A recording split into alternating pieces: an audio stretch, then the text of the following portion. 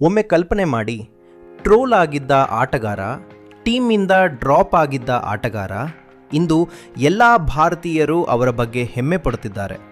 ವಿಶ್ವಕಪ್ನಲ್ಲಿ ಭಾರತಕ್ಕೆ ಜಯ ತಂದುಕೊಟ್ಟಿದ್ದಾರೆ. ಇದು ಸಾಮಾನ್ಯ ಕಥೆಯಲ್ಲ, ಇದು ರಿಡಂಪ್ಷನ್, ಇದು ಕಮ್ಬ್ಯಾಕ್. ಇದು ಸಂಜು ಸ್ಯಾಮ್ಸನ್ ಅವರ ಕತೆ. ವಿಡಿಯೋವನ್ನು ಕೊನೆಯವರೆಗೆ ನೋಡಿರಿ. Bharat ICC men's T20 world cup super 8 ಹಂತದ ಮಹತ್ವದ ಪಂದ್ಯದಲ್ಲಿ ವೆಸ್ಟ್ ಇಂಡೀಸ್ ವಿರುದ್ಧ ಕಣಕ್ಕಿಳಿದಿತ್ತು. ಪಂದ್ಯ ತುಂಬ ಒತ್ತಡದ ಪರಿಸ್ಥಿತಿ. ರನ್ ಚೇಸ್ನಲ್ಲಿ ಭಾರತ ಸಂಕಷ್ಟಕ್ಕೆ ಸಿಲುಕಿತ್ತು.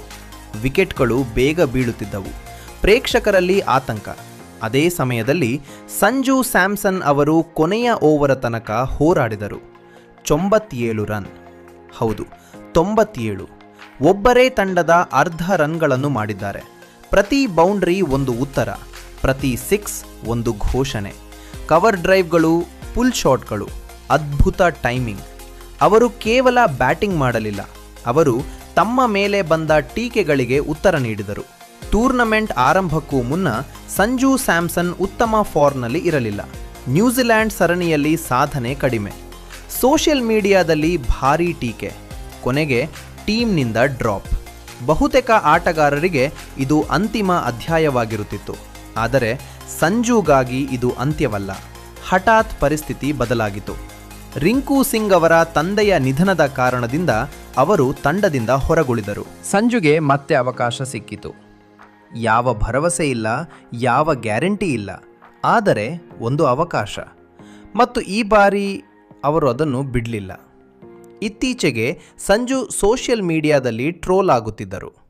ಇಂದು ಅದೇ ಸೋಷಿಯಲ್ ಮೀಡಿಯಾ ಅವರನ್ನು ಹೀರೋ ಎನ್ನುತ್ತಿದೆ. ಕ್ರಿಕೆಟ್ ಅಷ್ಟೇ, ಒಂದು ಇನ್ನಿಂಗ್ಸ್ ಎಲ್ಲವನ್ನೂ ಬದಲಾಯಿಸುತ್ತದೆ.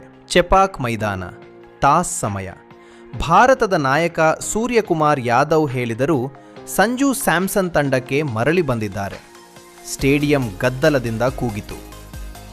ಈ ಕತೆ ಕೇವಲ ಒಂದು ಪಂದ್ಯವಲ್ಲ, ಇದು ತಾಳ್ಮೆಯ ಕಥೆ, ಕಾಯುವಿಕೆಯ ಕಥೆ, ಅವಕಾಶ ಬಂದಾಗ ಸಿದ್ಧರಾಗಿರುವ ಕಥೆ.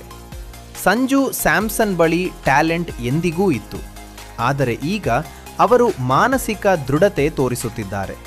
ಇನ್ನು ಮುಂದೆ ಸೆಮಿಫೈನಲ್, ಫೈನಲ್, ಇನ್ನಷ್ಟು ಒತ್ತಡ.